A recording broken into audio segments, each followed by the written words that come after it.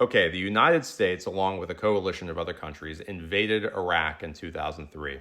And the entire justification for the war, the entire run up to the war, was just filled with lies and propaganda about weapons of mass destruction that turned out not to exist. And they knew that at the time, and that was obvious.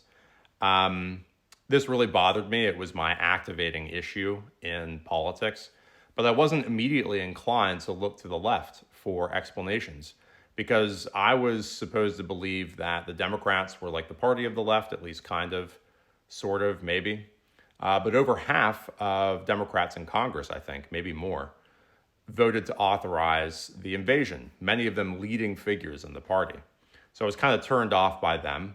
And spending a lot of time online, I eventually fell in with libertarians, American libertarians, right-wing libertarians, people that I understand now to be the libertarian wing of the far right, the libertarian wing of Nazism. But I didn't understand that at the time. And they came with an explanation that, to me, at the time, as a college student, seemed plausible, seemed interesting, it seemed incisive and kind of unorthodox.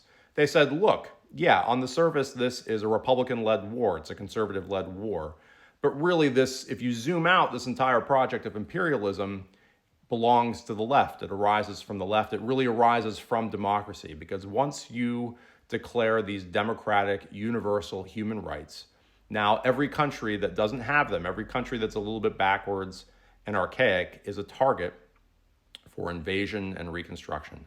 Just like the French declare their revolution in 1789, and then shortly after they invade Prussia, and the US is always going into countries and saying that they're doing it for democracy. This is the core logic of philosophy that it comes from. Now, that's a self-serving and not very persuasive argument, but it worked on me, and they laid it on very thick. But what it did, its effect, if you really look at their writings, it turned all the people who came under its influence, and there were a lot of them who later ended up on the far right and the alt-right and neo-Nazism, it turned all of us into people who were fundamentally against the left and fundamentally against democracy as something anti-civilizational and barbaric. And to me, as a vain but also insecure, as a smart but also stupid, as a talented but also mediocre in my accomplishments academically and professionally, college-age guy, it gave me a vector of attack on other people. You might be doing well, but you're kind of a dummy because you don't have the revealed knowledge about, the rot that is democracy that I have. So that's how I started to turn into a jerk and a Nazi.